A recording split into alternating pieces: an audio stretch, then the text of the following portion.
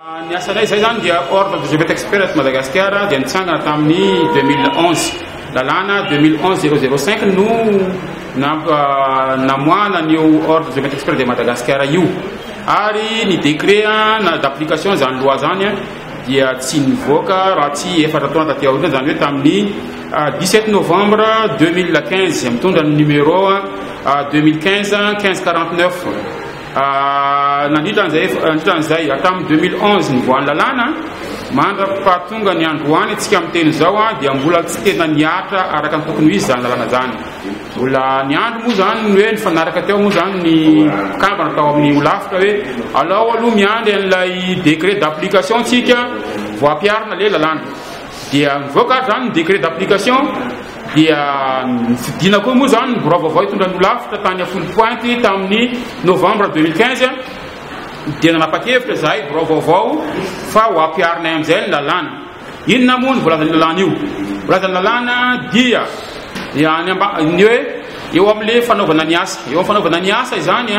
dia misy amin'io raisitsika zany ny géomètre expert ny géomètre expert dia technicien izy io manao asa maleo tena zany hoe entrepreneur zany ny géomètre expert raha ny sens étymologique du terme zany hoe travailleur indépendant ary ny frantsay zay napiditra eto Madagascar dia ny any frantsa zany ny géomètre expert dia profession libérale zany hoe olona miasa maleo tena tahaka ny avocat tahaka ny huissier tahaka ny expert comptable ny notaire ny architecte zay zany ny asana géomètre expert ny lalàna zany eo amin'ny fomba fiasa zany dia ohatran'izao ny géomètre expert Madagascar zany dia misy karazany roa satria nintsika zany dia napiditra ny hoe géomètre expert fonctionnaire itsika zay tsy misy any amin'ny tany hafa fa eto Madagascar ihany no manana zay spécificité zay hoe géomètre expert sady misy géomètre expert fonctionnaire zany hoe mpiasan'ny service topographique no misy koa ny géomètre expert privé nany hoe ny entrepreneur zany aty amin'ny secteur privé inona no samy ao anatin'ny tableau de l'ordre avokoa izy roa reo misy ny tableau misy zany ny partie anankiray voalohany dia ny mpiasa-panjakana dia misy ny partie eto ilany dia ny géomètre expert privé eo amin'ny fomba fiasa zany dia toy izao raha ny fiasana géomètre expert raha resaka fanatany ny desaina dia misy ny antsoina hoe base de données foncières base de données foncières ho an'izay mahafantatra hoe système d'information géographique na système d'information géoréférencé dia io zany base de données foncières io système informatique io misy logiciel zay ao zany no ampidirana ny information foncière ao zany ny données foncières mikasika ny tompony tany ary ny données foncières données graphiques mikasika ny tany dia le collecte an'le données le fakanan'le données na le renseignement mikasika momba an'le tompony tany sy momba an'le tany eny etsara zay zany phase voalohany dia ny phase faharoa dia le intégration an'le données ao anatin'ny base de données mizara roa zany ny indirect ny géomètre expert privé dia makany etsara makany amin'ny terrain manao levé topographique io zany le antsoina hoe activité topographique à caractère privé izay aty amin'ny secteur privé manao azy ny géomètre expert privé zany no makany amin'ny terrain manao levé topographique maka ny données rehetrarehetra sy maka ny renseignement momba ny tompony tany sy ny manodidina momba ny tany rehefa vita zahay manao plan zahay satria zay moa nisany asana dia hoe manao plan vita zay dia aterina any amin'ny géomètre expert mpanjakana dia zareo ndray no mampiditra azy ao anatin'le base de données dia ny asany zany dia mampiditra gestion le base de données ny asany dia izy no rehefa tonga le usager na le requérant na le utilisateur n'le information dia manontany raha ndao ataontsika hoe misy investisseur tonga avy any ivelany za mitady tany mihoatra ny 30 hectare ny abeny ka eo amin'ny 20 kilomètre manodidina ny Tananarivo aiza misy an'izay dia manampina service topographique ary zareo dia manao requête zany dia mamoaka hoe reto misy dia namena ny numéro titre foncier dia iny titre foncier indray sy ny anaran'le tany dia makany amin'ny domaine manontany hoe iza ny tokony le tany reto dia omeny domaine ao zany ny certificat d'immatriculation et de situation juridique mampiseho an'izay vokatra ny demande na requête natao tamin'le base de données zay dia ny service topographique zany fa ny géomètre expert en service topographique izany ny asany zany dia gestion de base de données, mise à jour les bases de données, ramis fiuvana, d'autres que mis tendant que 10 pour hectare, tel pour hectare, 10 nulla, et mis avant dans les 30 hectares au morcellement, dans les temps évoluent, des verres, dans des mécanismes de géométrie expert privé, des autres, c'est un état deni ulana zany ao anatin'ny azafady deni géomètre expert privé fanjakana ihany koa zany dia izy no manao ny repérage raha misy manao fangatana tany mpanjakana na misy zavatra hitranga mikasika ny tany misy fiovana dia manao repérage izy mijery hoe sao dia misy fifanitsahana an'io tany anankiroa reto fa zany hoe sao dia misy empiètement dia zareo zany no afaka milaza an'izay dia rehefa vita izay dia eo zany no mizara tsara izy hoe any amin'ny terrain anjara privé aty amin'ny borao anjara fanjakana ary fanjakana koa dia izy no manome ny plan manome ny information ankoatran'ny les renseignements dia manome ny plan koa izy reproduction du plan omena ny mpampiasa ny renseignement foncier zany ny olona zany somary olana kely amin'ny les lois zany dia mametraka mihitsy azo géomètre expert mpanjakana atao ihany nefa ny makany amin'ny terrain manao asan'iny prix manao asana géomètre expert zay namenany privé iny raha ohatra ka tany mpanjakana le tany tsy tany mpanjakana fa raha ohatra ka fanjakana no mangataka ny asa atao ary fanjakana ihany koa no mandany ny sarany rehetra zay lany eo zany ao amin'ny article 3 momba ny loi 2011-005 io zany zay alinéa 2 dia ny olona mipetraka zany amin'izao hatramin'izay zany ka hatramin'izao valo amin'ny telopolo taona no ny andrasatsika ananganana ny ordre de géomètre expert hatramin'ny telo amin'ny fitopolo sivanjato sy arivo manko ny efa niainga ny hevitra hoe andao atsangana ny ordre de géomètre expert nandritra an'izay fotoana zay nefa dia tsy tafatsangana izy tao amin'ny service topographique nisy ny hoe géomètre assermenté dia taty amin'ny privé kosa dia nisy ny hoe géomètre assermenté libre na hoe géomètre libre assermenté zay tsy izy izy ireo fa olona zay sotronono avy any amin'ny fanjakana ihany dia teo amin'ny fito amby roapolo telopolo teo ia zany nisany nandritra ny zay valo amin'ny telopolo taona zay ny olona zany dia zao hoe les ingénieurs mivoaka avy any amin'ny école polytechnique spécialité géomètre topographe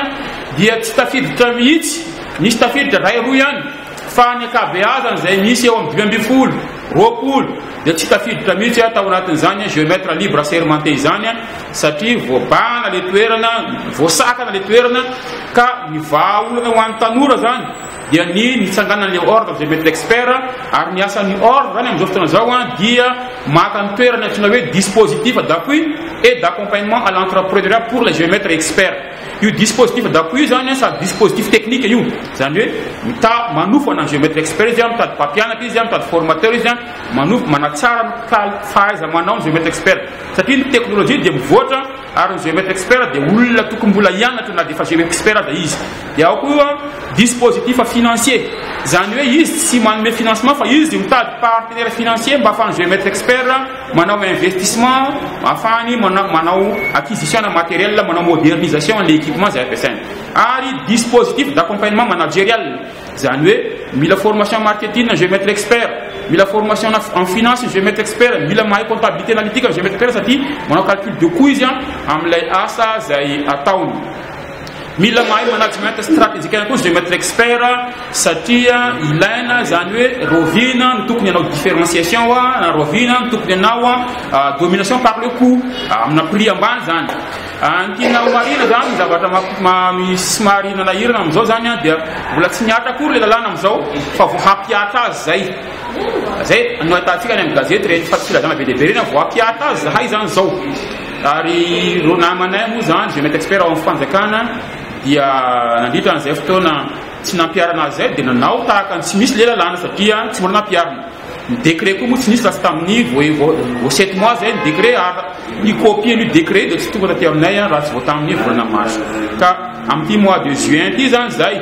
vo tena nanao communication tena mafy mihitsy mba hampafararana ny vahoaka hoe manomboka zao dia miaty dia tsy mahazo manao asa zay tokony ataon'ny privé intsony ny fanjakana inona ny géomètre expert fanjakana inona moa ny tsy azo atao zany hoe ireo travaux topographique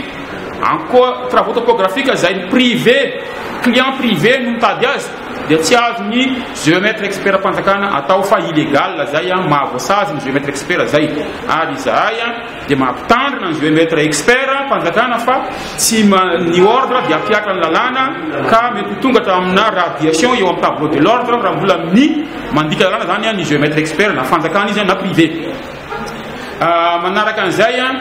izahay zany ma dispositif d'accompagnement à l'entrepreneuriat anay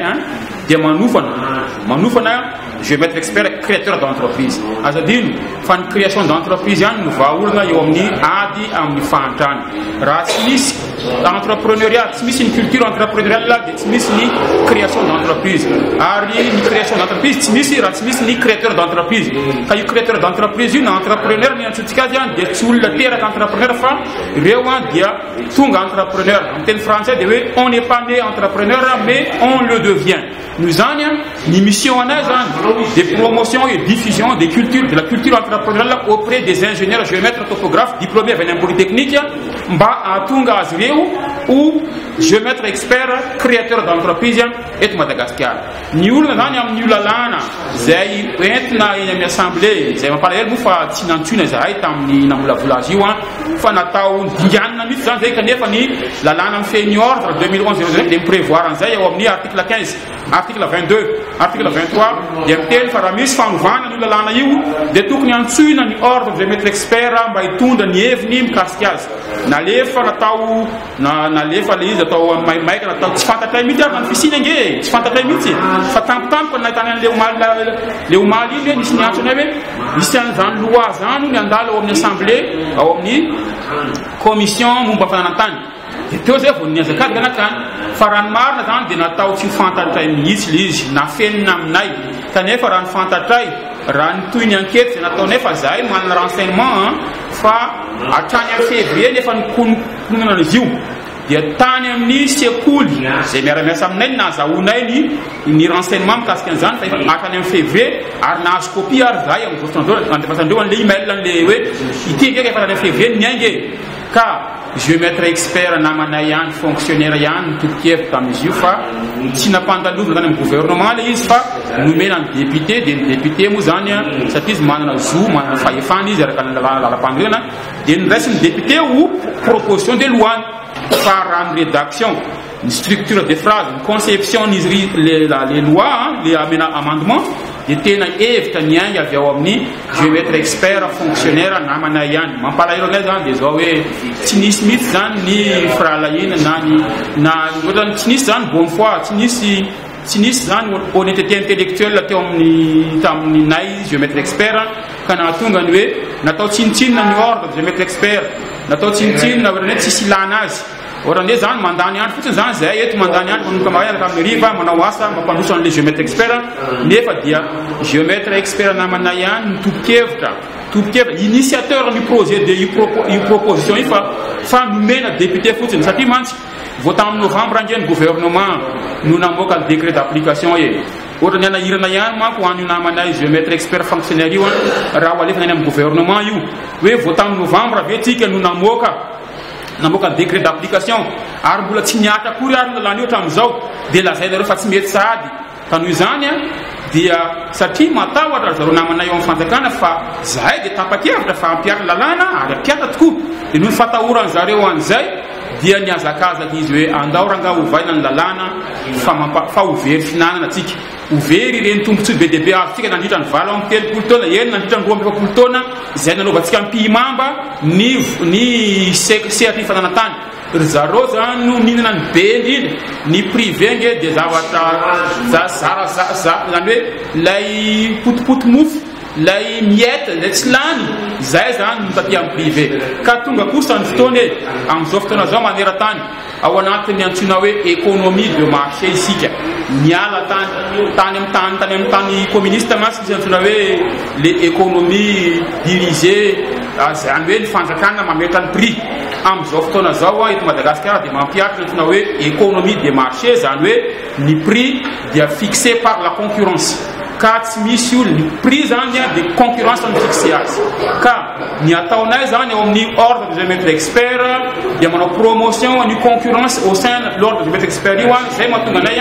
mampitombo ao anatin'ilay culture entrepreneuriale mampitombo isa ny géomètre expert mba hameno any Madagasikara. Zahay dia ao anatin'ny folo anatin'ny 10 taona dia manana objectif hanentsika cabinet na hoe entreprise de géomètre expert eo amin'ny ary folo isaka ny district. Ary io folo isaka ny district io dia ny cabinet de géomètre expert na entreprise de géomètre expert anankiray dia mampiasa olona folo. Zahay zany dia mahita fa ao anatin'ny 10 taona dia i-créer emploi 10 000 emplois, y compris les emplois pour les ingénieurs géomètres topographes. Ka raha mivoaka ty lalàna zay heverinay fa anti-entrepreneurial, zany hoe manapotika secteur privé, manapotika jeune entrepreneur malagasy, anti-économique, dia miverin-dalana isika. Inona ny zava-doza? Voalohany, ho faty daholo ny entreprise de géomètre expert amin'izao fotoana zao. Ny faharoa dia ny géomètre expert zay hitanao sy tavela zany dia fanjakana, ary iverina zany tika tany amin'ny 20 na 7 taona lasa tany tsy nisy géomètre assermenté, afa tsy nisy géomètre assermenté fanjakana sy ny ampy andreo géomètre libre assermenté zay teo amin'ny 20 mahery teo nisany. Ka noho izany io lalàna io proposition d'amendement io dia tena anti-économique. Destruction na secteur privé, destruction na entreprise des jeunes malagasy. Adino fa ireo tanora malagasy reo andritra ny 20 taona dia tena verrouillé, tsy afaka nidirana mihitsy zany hoe secteur na topographie tany amin'ny fananantany zany. Na tamin'izay mbola nianatra maty dia nanontany mpampianatranay hoe Ramsey, ahoana fa tohotrany tsy miasa avokoa zay ingénieur géomètre diplômé avy amin'ny polytechnique fa inona ny antony? Ahoana zany ny amoavinay? Dia ozy le mpampianatra hoe raha moavinareo aloha dia mbola mikitriko. Ka noho izany dia tsisy fanantenana,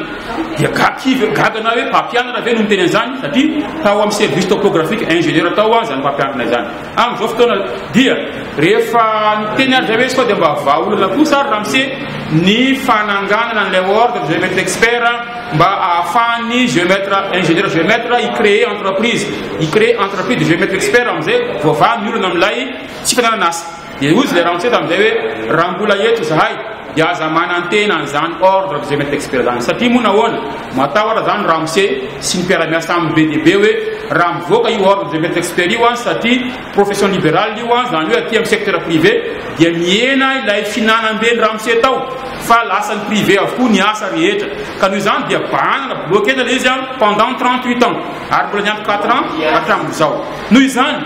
dia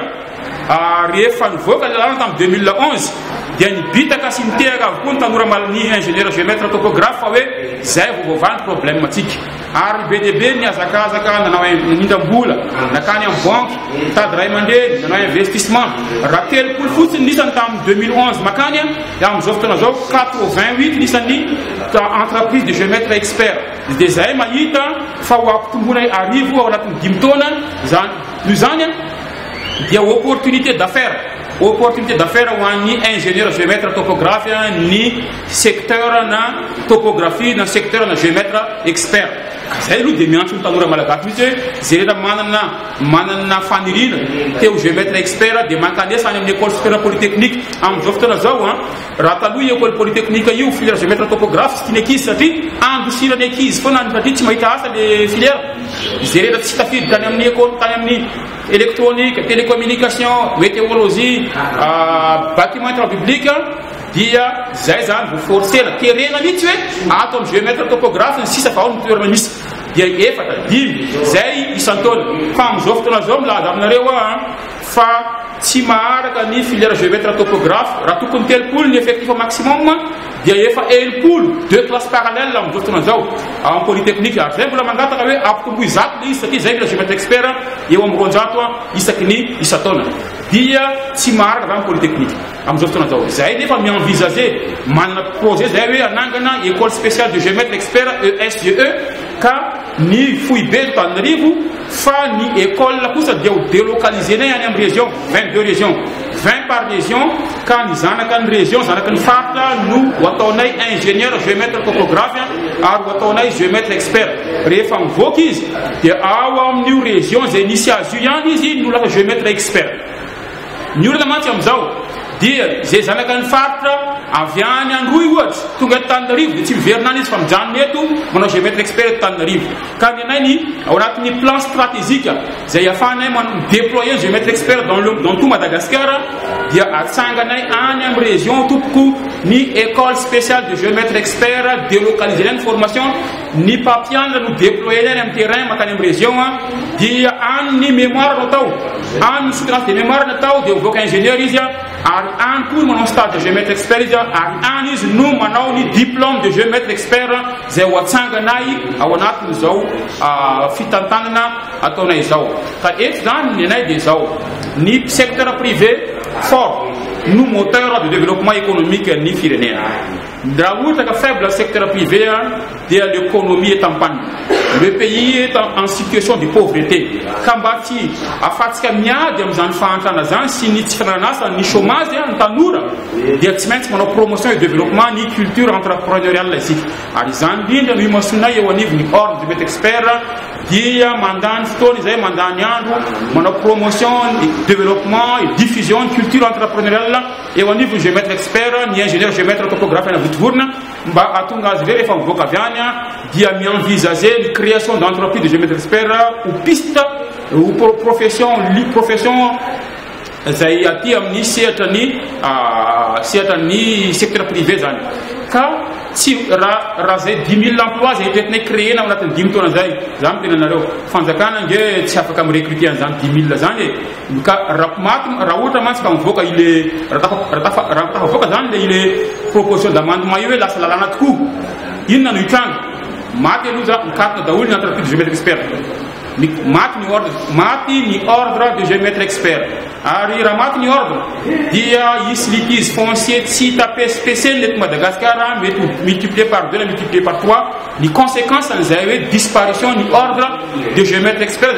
zay lantanitsika efapolo taona teo eo anangatana azy ary ny fahatelo tsy isy géomètre expert intsony afa-tsy fanjakana eto Madagascar ary ireo géomètre expert privé zao tanora am'izao fotoana reo zandry reo miazakazaka na concours hiditra amin'ny enamina avokoa reo zany mba ho tonga géomètre expert ampiasa fanjakana fa ny privé dia tsisy fanantenana intsony ka io lalàna io zany io le proposition d'amendement io dia anti-économique anti-entrepreneurial satria manapotika entreprise na tanora malagasy entreprise ny jeune ingénieur malagasy ka isika ve zany hanomana chômeur diplômé lasa machine à fabriquer des chômeurs ni école supérieure polytechnique Antananarivo filière géomètre topographe raha ohatra tafavoaka io proposition d'amendement io ka lasa lalàna zava-doza ny andro ny firenena satria tao anatin'ny 27 taona dia tsy nisy afa-tsy géomètre assermenté mpanjakana noho ny batoerana teto ny ampy-andreo géomètre assermenté vitsivitsy hita aty amin'ny libre dia litige foncier efa tsisy ohatry zany araka ny volazan'ny mpitatara moa dia hoe efa ho valopolo isan-jato ny ady tany efa valopolo isan-jato ny ady amin'ny tribunal ny ady tany ka raha io zany hiverina zany tsika zao hiverina tamin'ny zava-nisy tany amin'ny 27 taona efapolo taona lasa satria miverindana isika zao au lieu de mandrositsika manao promotion et développement na création d'entreprise de géomètre expert dia miverina atsika hoe foteo avokoa ny entreprise de géomètre expert fa aloha fanjakana ireny misy gaga hoe bailleur de fonds izay manao promotion développement économique ve dia ankatoa an'izany anaiky an'izany gaga hoe za tsy mily gouvernement malagasy ve dia anaiky an'izany hoe ny ministère ny secteur privé développement secteur privé industrialisation ve dia anaiky hoe entreprise na tanora malagasy no tena ovonony ohatra ny tsy marina zany ekeny sampana na ny fikambanana mampivoatra ny ohatra fivipama ny zem anaiky ve ny hoe entreprise na tanora malagasy no potena mba ahafana manomevana ny fanjakana miverindana asika ary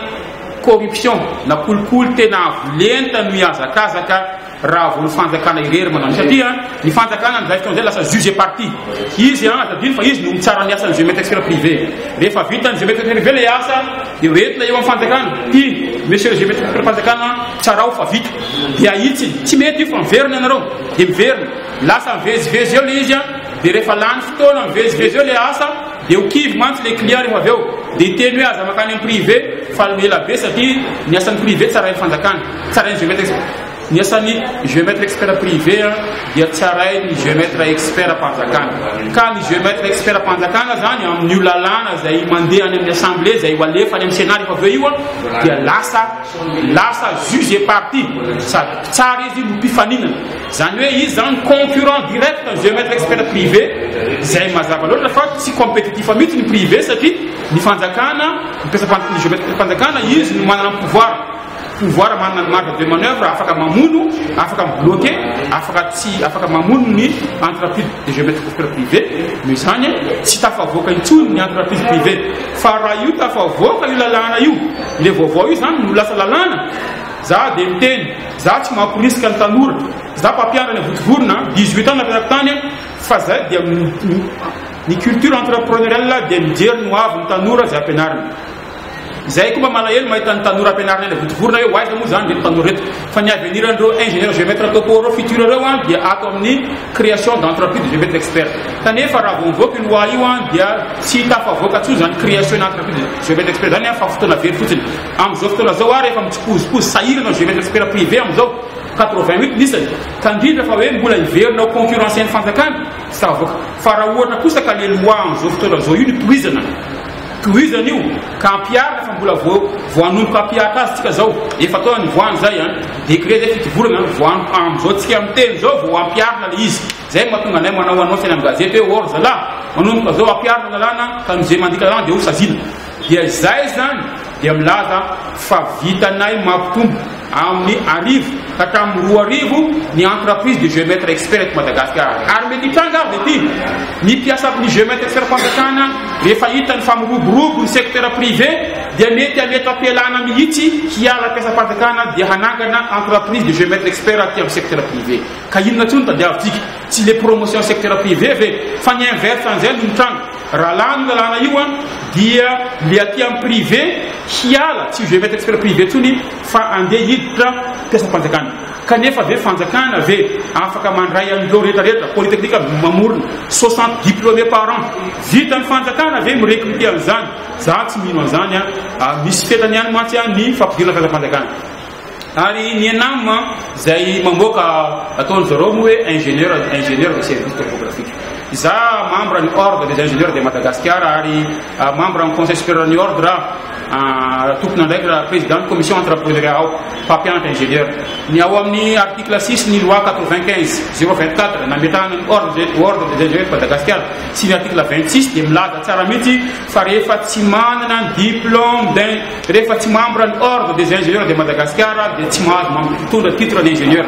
na dia manana diplôme d'ingénieur ary ianao ka rehefa tsy membre ny ordre des ingénieurs de Madagascar OIM zany dia tsy mahazo mitondra titre d'ingénieur ary ny ingénieur ny ordre ny ingénieur koa dia afaka miteny raha ohatra misy olona anokatra école ny forme ingénieur dia tsy maintsy approuvé ny OIM na ny conseil national de l'ordre des ingénieurs ny projet de création de l'école anokatra ingénieur zay zany dia gaga hoe moa ave ny ENAM ave efa nahazo ny approbation ny conseil national de l'ordre des ingénieurs ave ny diplôme zay atao hoe diplôme d'ingénieur fa zay dia miteny hoe ny diplôme d'ingénieur dia tsy maintsy nandalo ny satria manaraka an'izay koa amin'ny article 29 ny décret 1549 tamin'ny 2015 dia milaza mihitsy fa raha misy ny ordre géomètre expert dia tsy maintsy consultena raha ohatra ka misy ny zavatra projet na étude mikasika ny profession de géomètre expert raha misy fananganana sekoly diplôme momba ny formation na topographie fananganana sekoly momba ny zay hoany amin'ny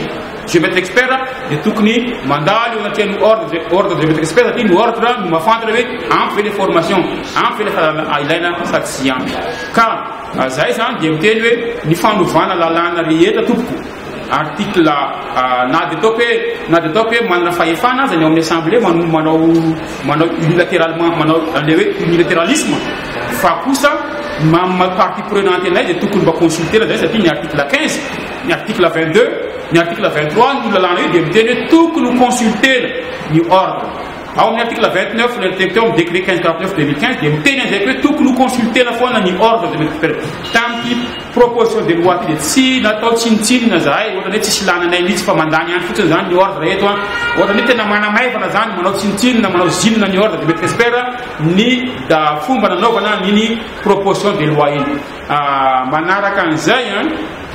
ity inona moa no mahatonga ny litige foncier ny mahatonga ny litige foncier nge dia ny imperfection les instruments ny imperfection les mesures azadiny fa ny convention topographique dia metraka hoe ny précision plan topographique dia 1/10 de millimètre na 0,1 millimètre ka ny échelle là mety hoe 1 sur 100 1 sur 200 1 sur 150 io koa zany mametra ny fitaovana ampiasaina ohatra raha anao plan sika 1 sur centième 1 centième zany ataotsika dia 1 centimètre zany no mesure de distance ka tokony fitaovana afaka mesurer distance 1 centième 1 centimètre no ampiasaina matetika nefa antsika mahita ny géomètre expert mitondra an'le fitaovana misy an'le lamira le fitsipika lavabe iny tsy manome précision afa-tsy 10 cm près raha manao erreur de 2 mm anao amin'ny lecture amin'ny appareil topographique dia amin'ny distance zay manome 20 cm car 1 cm no précision takina amin'ny précision nefa amin'ny plan kanefa 20 cm de mesure de bonjour le dégât bonjour le litige foncier zay zany tiako ambara ka noho zany ny ordre de maître expérience tompoko no afaka miteny mety na tsy mety io appareil io tsy mety io fa ovay afaka manasazy ny géomètre expert manao pitoto izy ka raha ohatra ka titsika ny hiaro malagasy amin'ny resaka ady tany dia kelireo fa dio ohatra ny anak'Andriamaso tandrovo raha fanak'Andriamaso ny ordre de maître expert fa mamono ny ordre de maître expert tsika dia miazakazaka makany amin'ny fampitombona avoeny avokely eny ny ady tany eto Madagasikara ary mampirongatra ny kolikoly eo anivo ny seratra ny fanantany ao amin'ny service topographique satria lasa juge parti lay géomètre expert fonctionnaire dia izy no afaka miteny hoe ekeko na tiekeko ka rehefa tezitra ny olona rehefa maika le olona dia tsy maintsy hiditra amin'ny kolikoly rehefa avy eo dia izany zeny ka dia avitsika eto Madagasikara ka tsy miverindana ny amin'ny ronjato taona lasa vetsika amin'ny fotoana zay ka zay dia miteny miantso ny assemblée nationale izay vola mety hiverina aminareo io projet de loi io zay miteny hoe voté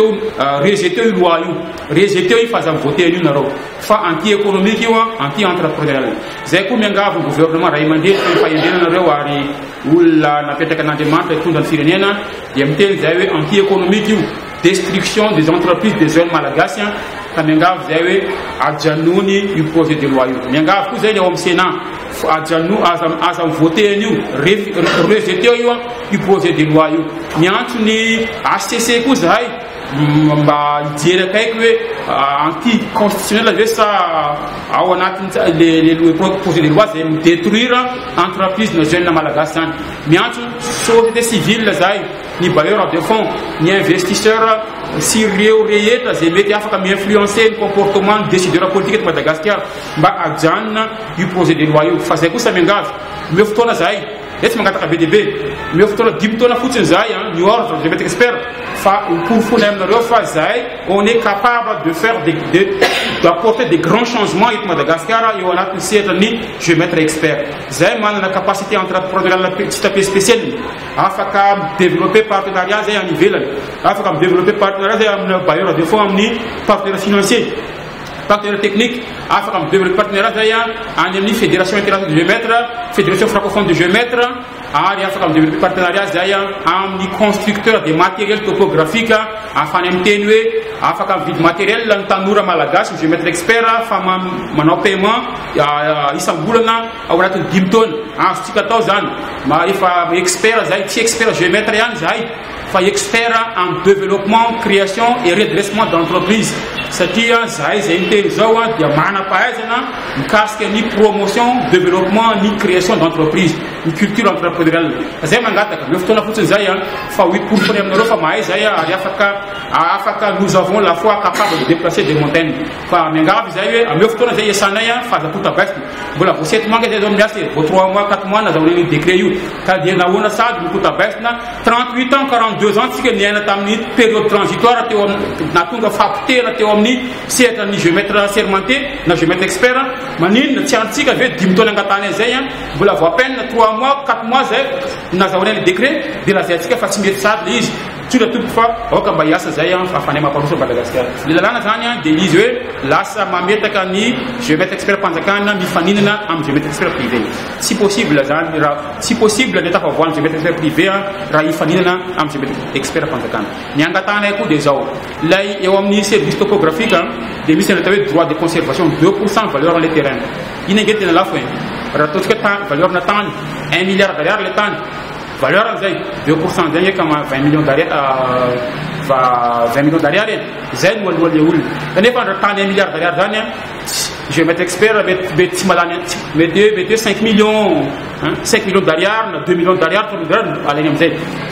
ni voulalel fanzakana zan tena malafa nous avaki wan fasine la privé pour challenge expert privé arrêtez ne nyamba tiku marine autant zan pour ni frais ni droit à l'eau ni enregistrement quoi zay meti malafa de is arrasami ro intervenant na pandenzara yo obese ko sanantani onde bis motere manday jaram ni wis bantani ku wise manawona ni voulalel ni amese ko sanantani fat je mettre expert fona nous est-ce que la faru misi avocat misi atan bantani ni avocat we manawona ni voulalel la samura rawat ni je mettre expert fa zamine meti a ver na vet silaf je mettre expert fa fanaratina si ntena marna ma kun tena marna ntena bien du projet proposition de loi ntena marna des OEL les zones économiques spéciales da fadi zais gros investisseurs ou avec Madagascar ni André Fenningen met mamayendo namana je mettre expert panzakande saki marché juteux la zone d'investissement agricole marché juteux ni tan na velan fanzak na velan colons et hiver na fanzakan marché juteux awala te zaiku la i ro marché na promoteur immobilier presque nge fanzak je mettre expert panzakan nge monondo ni grand projet minier je mettre expert panzakan nge tena monondo ka c'est problème na vawoka lewe fa pouvoir d'achat quel nous fa anim lewe vuta yu gros marché rowan fa la sam privé les aimes matunga wi meta kaza kanga na saw utar faru na kan zai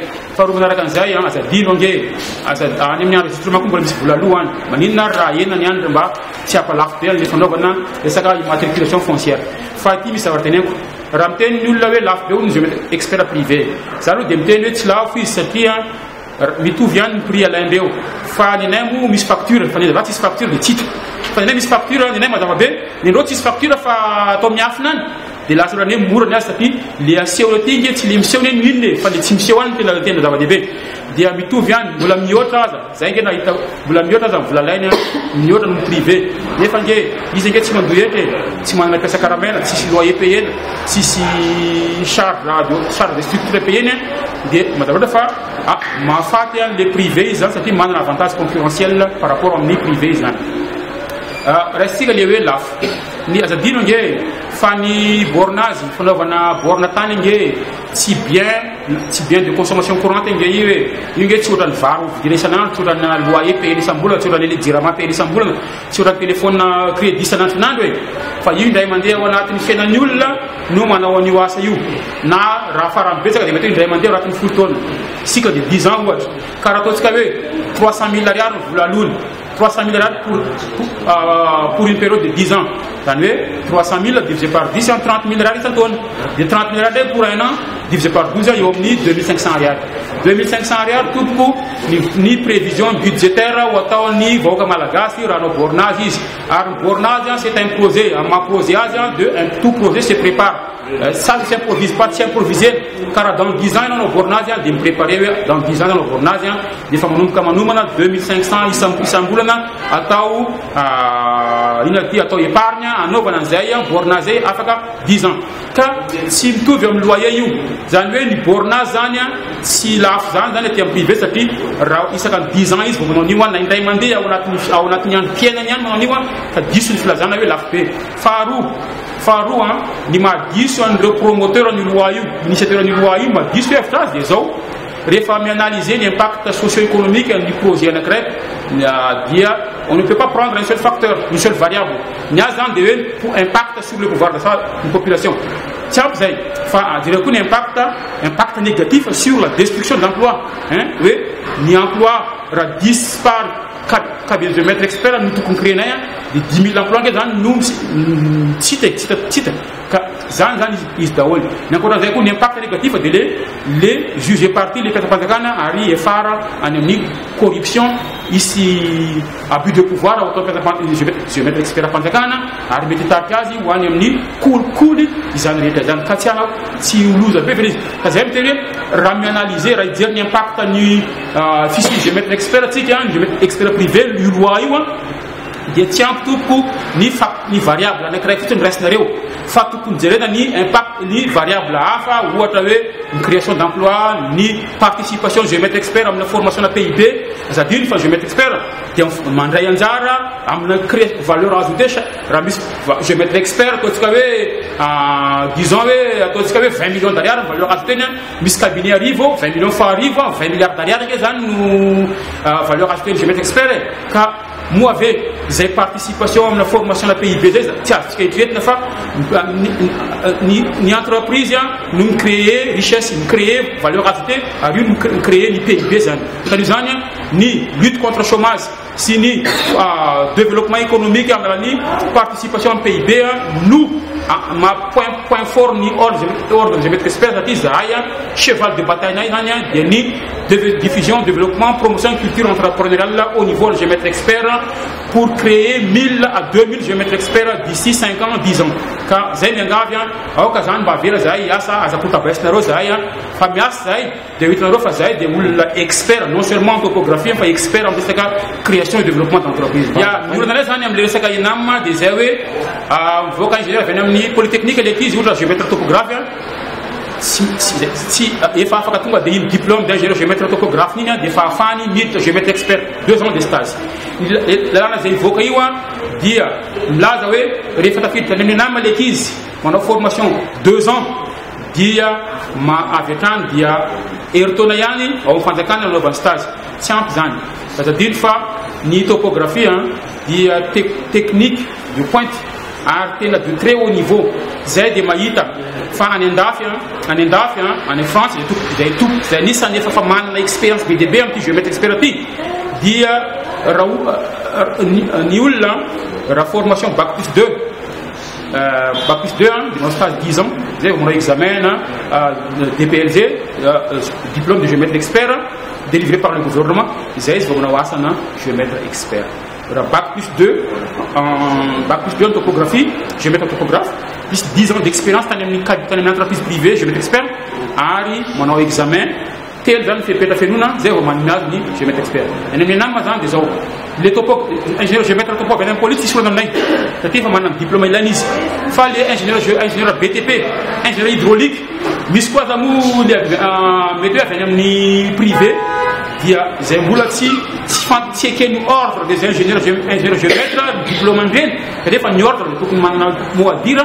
dia zay de mahita hoe tsy ampy tompoko ny formation 2 ans any amin'ny nam fa ny formation d'ingénieur dia 3 ans cycle d'ingénieur plus 2 ans ny préparatoire zany hoe 10 taona zany vao diplôme d'ingénieur ka ho an'ny ingénieur zany efa navita formation 2 ans année préparatoire de manao 3 ans izy minimum zany formation d'ingénieur le tel tona après bac plus 2 raha manana licence anao na manana maîtrise dia avy atrany dia manao formation d'ingénieur dia manao 3 ans zany eo zany le hoe technique d'ingénieur no ianarana amin'ny fotoana zay fa les 2 ans le lecteur dia manao mathématique sy physique maths spécial zany ho an'ny ingénieur dia ny olona zany am'le enam zany dia zao ny fieverana fa misy miracle rehefa tonga any amin'ny enam le olona lasa mahay tampotampoka teo dia zay nefa ny 18 ans nampianarana amin'ny polytechnique ny formé nay ingénieur géomètre topo fa hatramin'izao dia mbola miteny zay fa ro namanay géomètre expert dia mbola formé mila hofaniny mbola tsy ampy ny fahaiza manao ny ka raha tsisy ny ordre tsy afaka mandeha eo fa ro miaraka an'izany zahay dia mila ny rehefa miditra ty amin'ny ordre géomètre expert dia takinay ny numéro d'inscription amin'ny tableau de l'ordre des ingénieurs satria ny olona anankiray zay manana diplôme d'ingénieur tsy afaka makasa ny titre d'ingénieur izy raha tsy inscrit au tableau de l'ordre des ingénieurs de Madagascar zay zany ny olana nay am'le diplôme ny enam satria ohatra hoe BTP nanao 2 ans de formation en topographie dia miampy stage eritaona 3 ans zay 2 ans formation plus 1 an de stage 3 ans zay ny ingénieur topographe géomètre topo 5 ans de formation miampy 2 ans de stage 7 ans mety ve zany hoe ny olona natra 7 ans 5 ans plus 2 ans de stage dia ho tsaray ny olona tsy nianatra fa 3 ans mety ve zany Madagascar zay mahatonga antsika tsika manazava tototsika eto Madagascar dia gaga ve tsika raha ireto le olona anao contrôle anao vérification itsara sy anamarina ny asan'ny géomètre expert privé manao fito taona dia zareo ry 2 ans de formation plus 1 an de stage ny ary amin'ny géomètre expert fanjakana mitrenam dia mba tsy ridicule ve zany hoe olona anao formation 7 ans nandeha hotsarainy olona tsy niandra fa tsy telo taona ingénieur de BTP izy fa tsy géomètre toko en ma BTP de ingénieur ici fa qui topographie izy de 2 ans de formation après baccalauréat ka nous zany 3 ans zany nanova topographie ka io dia miteny aminareo fa tsy vao maîtriser ndreo akizy reo diplômé zay BTP plus 1 an de stage reo ni technique de pointe na topographie zay tena teo hoe ary mety ary eo no anomboka ny litige foncier yazakazaka be satria le olona mivérifier sy micontrôler tsy mahay raha oharina amile olona ho contrôlena sy mila ho vérifiena zay tokony mahatonga ny amteny hoe manapotika ny asana géomètre expert ny fanaovana an'izany hoe olona 2 ans de formation plus 1 an de stage andeha contrôler andeha vérifier ny asan'ny olona 5 ans de formation plus 2 ans de stage si foncier foana ngeny ny géomètre expert dia sady manao any amin'ny construction de route izy no manao étude alohan'le anamboarina étude manao contrôle koa izy na manao assister ny entreprise d'exécution ary izy no manao plan de récollement rehefa vita le asa hoe mifanaraka amin'le plan natao tariva hoe le nomanina ve le zavatra vita eo zany hoe ny géomètre expert zany dia intervenir amina construction d'infrastructure route autoroute aéroport port ary ireo atrany amin'ny jeux olympiques reke dia ny géomètre expert mandray anjarany amina mesurena ny distance zay amina zay distance mesurena ka amin'ny ohatra creusement tunnel dia eo géomètre expert creuse amina galerie souterraine amina projet minier dia eo ny géomètre expert ny géomètre expert raha ohatra ka misy barrage mety misy menace ho vaky le barrage dia géomètre expert no afaka midétecter afaka midéceler ny risque na hoe isy manao auscultation de barrage hoe ity barrage ty dia mety hipoka mety ho vaky ka lozany anjon'ny tanàna ny géomètre expert ihany koa no afaka miteny hoe ity pont ty misy flèche manomboka misy déformation géomètre expert tompoko no afaka miteny hoe attention zava-doza mitranga fa mila arana masaka ty ka ny géomètre expert dia iverinay fa mbola kely ihany ny foncier ampahany kely ihany ka diso ny teny hoe géomètre expert dia mira foncier diso zany ny géomètre assermenté oui fa géomètre expert de tsy foncier fa géomètre expert sady mamétriser izy ny plan topographique ho an'ny foncier no topographie ihany koa ho an'ny aménagement de route aménagement de ville sy aménagement zay mampiasa 3 dimensions x y z zay ngamba ny tena azavaina mikasika ny asan'ny géomètre expert